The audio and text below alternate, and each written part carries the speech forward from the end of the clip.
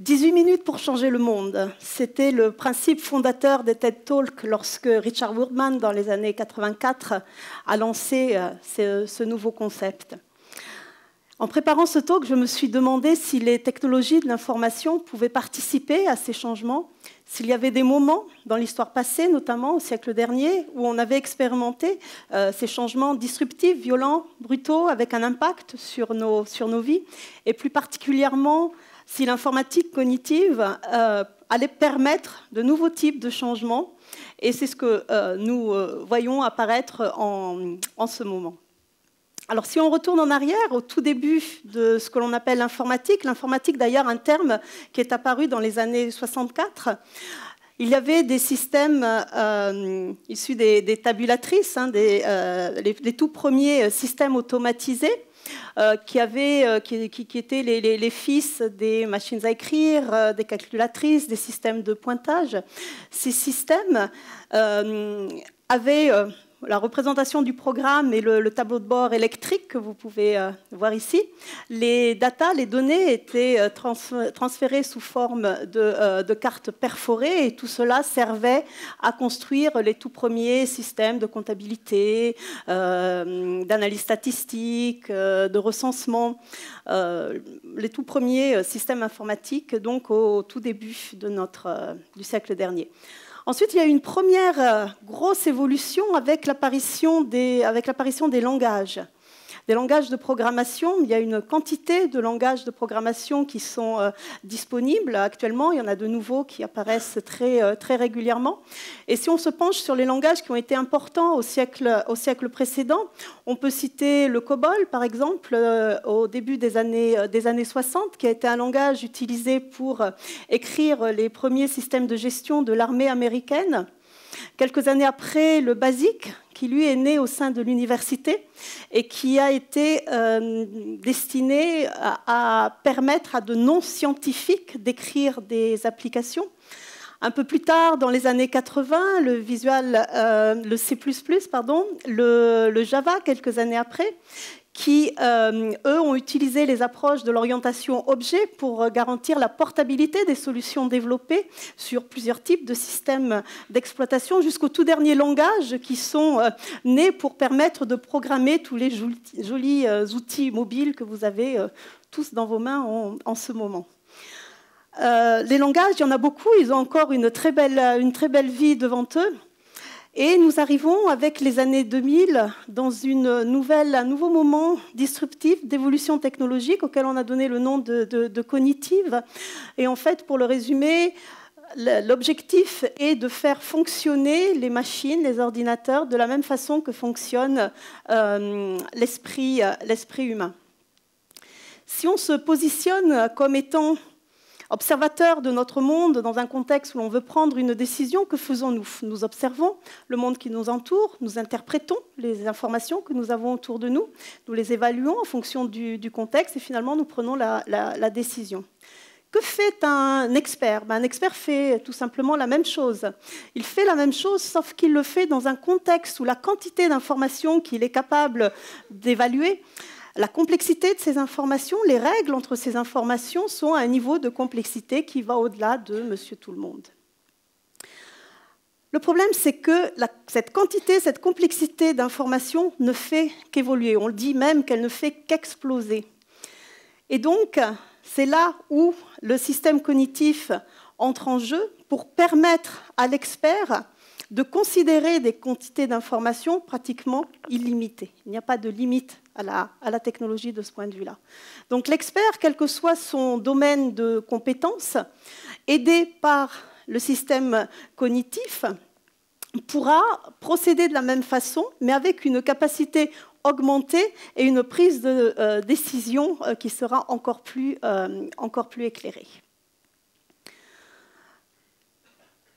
Si l'on retourne un peu en arrière, il est intéressant de regarder la façon dont IBM a procédé pour mettre à l'épreuve ces nouvelles technologies Et une première expérience a été faite en 1997 lorsqu'un computer a été construit de façon volontaire pour affronter un champion d'échecs. Dans ce contexte-là, l'objectif était de faire du calcul massif, des calculs simples, parce que même si le nombre de combinaisons des coups d'échecs et les règles des échecs sont extrêmement nombreux, c'est quand même un nombre fini, les règles sont connues, on allait simplement tester de la capacité, de la puissance informatique.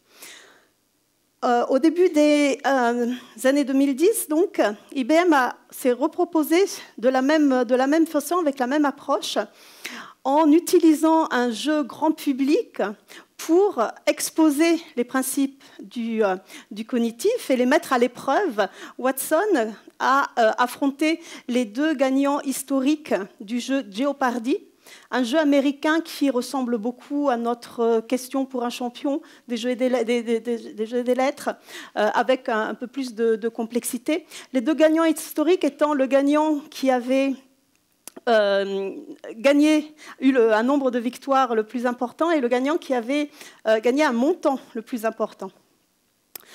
Ce jeu était particulièrement adapté pour tester les principes du cognitif. On testait la compréhension du langage humain, la capacité à aller chercher des réponses sur la base de cette compréhension de la question qui avait été posée en langage naturel, d'évaluer la valeur de la réponse qui était trouvée, et ensuite de buzzer le tout dans un temps au maximum d'une seconde pour rester compétitif par rapport à ses concurrents humains. Alors Watson a gagné, mais Watson n'a pas gagné du premier coup. Il a appris, il a perdu beaucoup de fois, il a dit beaucoup de bêtises. Mais le concept, grâce à ce jeu, le concept du cognitif était testé, il était en place et il a pu évoluer. Donc un système cognitif est un système qui n'est pas défini, il n'est pas programmé, il n'est pas défini par un langage, mais il permet d'interagir avec la machine sous forme de questions-réponses en langage naturel. Il permet d'émettre des hypothèses, d'évaluer la valeur de ces hypothèses. Le corpus d'informations qui est utilisé est un corpus d'informations en langage non structuré. Ce que l'on appelle non structuré, c'est tous les textes qui peuvent être issus des réseaux sociaux, qui peuvent être issus de rapports de médecins, qui peuvent être issus de rapports technologiques, qui peuvent venir de toutes les sources. Et la chose intéressante, c'est que l'on est déjà au travail, bien entendu, pour analyser deux autres sources d'informations non structurées que sont le son et l'image. C'est un travail en cours. Et dernier aspect, un système cognitif s'adapte et apprend. Il s'adapte au contexte des questions qui lui sont posées et il apprend au fur et à mesure des itérations qui sont mises en place. Alors, il s'adapte au contexte. Prenons un exemple. Si je dis Apple, Apple dans le monde de la cuisine, dans un contexte géographique ou dans un contexte informatique, vous comprenez bien que le sens n'est pas du tout le même. Voilà, l'adaptation au contexte est extrêmement importante pour pouvoir être pertinent dans les réponses qui sont fournies. Alors, il y a beaucoup de solutions qui sont actuellement en développement, qui sont présentes sur différents marchés. Elles ne sont pas toutes au même niveau de maturité. À Toronto, par exemple, au niveau de ce service de néonatologie, le système a été mis en place pour anticiper l'aggravation de l'état de santé des nouveau-nés.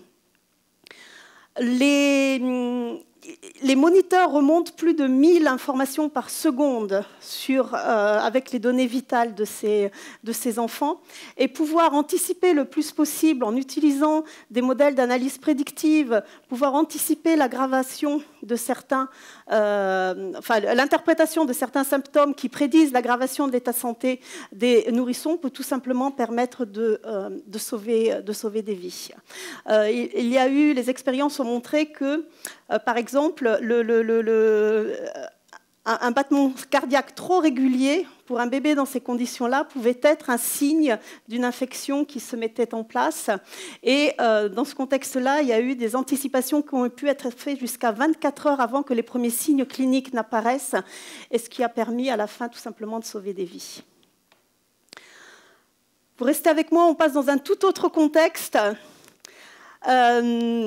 Des enquêtes ont été faites et les citoyens que nous sommes sont beaucoup plus généreux dans leurs dons si nous nous sentons informés sur l'utilisation des dons que nous faisons. C'est la constatation qu'a fait cette société qui s'appelle Findability Sciences, une société américaine, qui a créé des systèmes qui permettent de s'informer, d'analyser l'utilisation des dons qui sont faits à des ONG notamment. Prenons cet exemple où je considère la possibilité de faire un don auprès de cette ONG écologique qui travaille particulièrement sur la sauvegarde des fonds marins. Et je me connecte à Watson pour poser quelques questions sur par exemple, le réchauffement climatique et l'impact qu'il peut avoir sur les fonds marins. Donc Watson me donne un certain nombre de réponses. Ce qu'il est important de préciser à ce niveau-là, c'est que les réponses, contrairement à ce que font les moteurs de recherche, sont des réponses qui sont pertinentes avec ma question. C'est-à-dire que les réponses qui me sont proposées ne dépendent pas purement de mots-clés, ne dépendent pas de fréquence de consultation de ces informations-là, ne dépendent pas de liens commerciaux, mais ont été analysées par rapport à leur contenu.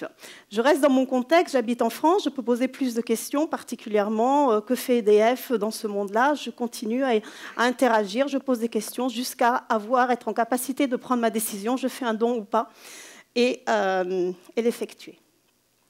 Je vais faire un saut encore dans un domaine encore complètement différent, la cuisine. Chef Watson.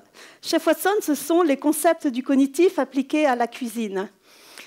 Chef Watson a ingéré, c'est le cas de le dire, la composition chimique moléculaire des ingrédients, a ingéré une quantité de recettes disponibles, a aussi appris quels étaient les goûts, quelles étaient les habitudes alimentaires en fonction des origines, des régions du monde, des cultures, des religions.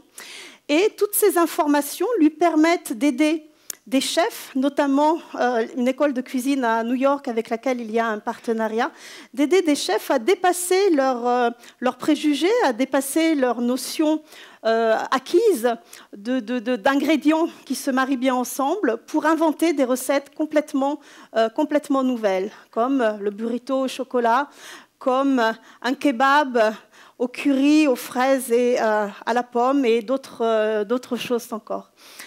Alors, d'accord, c'est bien la créativité, mais il y a beaucoup d'autres aspects qui sont en train d'apparaître dans ce domaine-là. Un des aspects, c'est la gestion du